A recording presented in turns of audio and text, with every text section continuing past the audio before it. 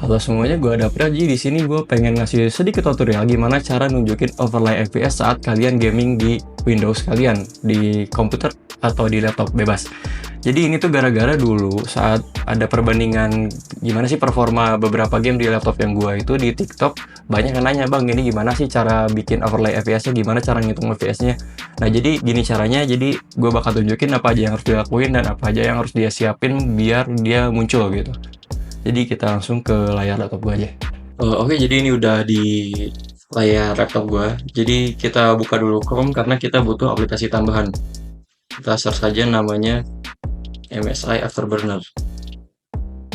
Nah, ini pakai yang link yang paling atas. Pastiin itu dari website officialnya MSI karena kadang ada yang nipu gitu lah. Katanya pernah ada yang ketipu terus ternyata itu virus gitu. Kita download yang versi final. Dia yang download. Ditunggu aja, ukurannya kecil kok, cuman sekitar 56 MB aja. Nah, kalau misalkan udah kayak gini bisa langsung dibuka aja. Ini buat si aplikasinya diinstal dulu.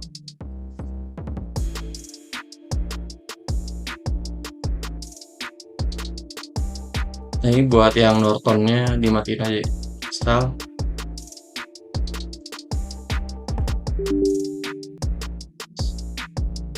Nah, nanti bakal muncul kayak gini, install language pakai English aja. Oke, ini di next. Set. Next. Nah, ini ada dua. Jadi sebenarnya si MSI Afterburner itu kayak dua. Jatuhnya kayak dua aplikasi itu. Jadi MSI Afterburner sama ada Riva Tuner Statistic Server ya. Jadi si MSI Afterburner itu sebenarnya buat ngoverclock GPU gitu. Terus si Riva Tuner Statistic inilah yang nanti bakal ngeluarin si overlay-nya. Jadi makanya ini harus di checklist. Jadi next aja. Next.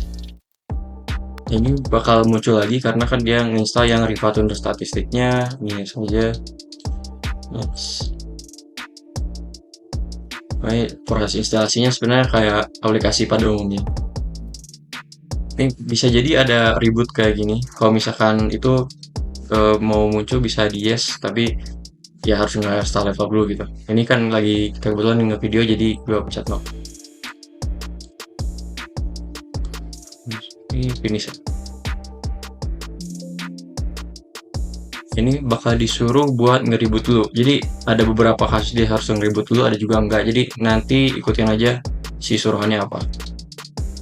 Oke, jadi udah gua restart si laptopnya. Kita buka aja si aplikasinya. Misalkan di sini bisa diklik atau bisa ketik MSI Afterburner.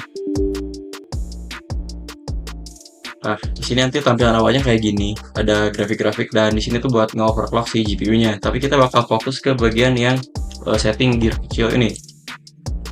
Nah, nanti dia muncul kayak gini.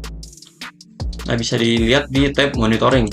Nah, nanti di sini bakal ada semua kategori informasi yang bisa dimonitor di overlay-nya. Nah, misalkan sini ada GPU 2 usage, ada video memory usage gitu. Ada GPU 1. Nanti ada GPU 2 dan GPU 1. Kenapa? Karena di laptop ini kan dia ada integrated grafiknya yang dari Intelnya sama ada juga dedicatednya atau Nvidia. Nah, bisa dilihat dari sini general di sini ada GPU 1 GeForce 1690 sama Intel Iris buat GPU 2-nya yang integrated. Kita pakai yang satu, kemudian di monitoring. Nah, di sini ada checklist di sebelah kiri, itu berarti dia nge-record informasi itu gitu. Kemudian ada properties kanan sama nama-namanya. Nah, misalkan kita pengen ngitung power berapa watt gitu GPS 1 ya dia tarik gitu. Nah, ini tuh kita klik dulu. Kita klik yang bagian sini, show in on screen display. Jadi nanti di sini bakal ada di propertinya in OSD gitu. Berarti dia bakal muncul nanti di overlay-nya gitu. Jadi kalau misalkan cuma di checklist doang, dia ngumpulin datanya tapi gak dimunculin di OSD-nya gitu. Contoh di sini gue pakai GPU power, terus di sini ada GPU 1 temperature limit, temperaturnya, kemudian ada CPU temperatur. Nah, ini CPU temperatur tuh jadi package dari 16 core-nya itu dirata-ratain. Kalau misalkan persatuannya di sini kan CPU 4, CPU 5, CPU 6 dan seterusnya sampai 16 gitu karena laptopnya 16 core.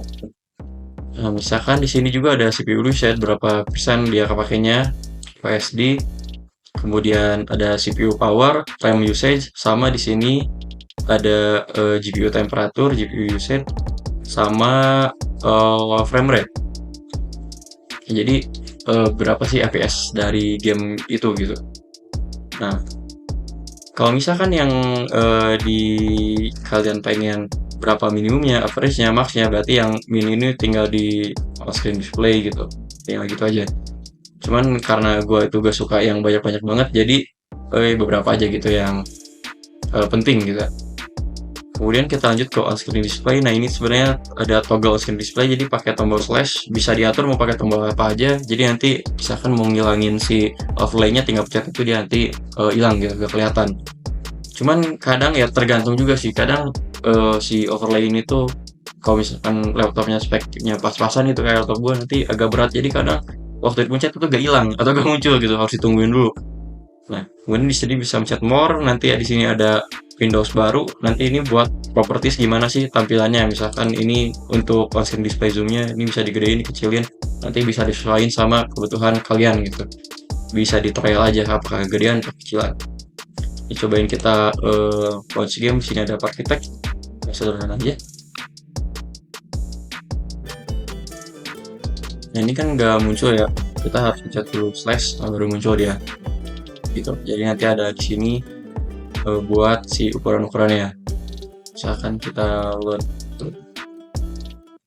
Di sini kayak yang tadi gue tunjukin, di sini ada GPU 1 si Nvidia-nya, berapa temperaturnya, berapa usage-nya, sama berapa watt dia nyedotnya gitu. Kemudian ada suhu CPU, ada usage CPU, sama powernya, RAM, sama FPS. Misalkan nanti dari kalian mau nambahin apa gitu, sebenarnya gak harus ditutup game, langsung aja di sini bisa langsung.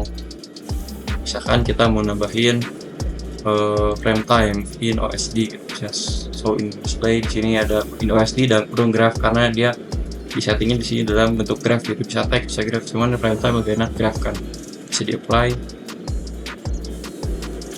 Nah, kemudian dia muncul si frame time graphnya kayak yang begini ini. Nah, ada 11 milisekund, 12 milisekund delaynya, bisa lah ya buat game kayak. Sebenarnya gitu aja sih. Ya ada yang sebenarnya nanti bisa diedit, misalkan ini mau ukurannya kayak gimana, bentukannya kayak gimana. Cuman itu kan lebih kompleks, bakal lama gitu. Jadi ini cuma tutorial sederhana aja. Mungkin buat kalian yang suka videonya boleh chat like, boleh juga kunjungi gue di sosial media lain kayak Instagram, tugas lah. Oke, see you. Thank you.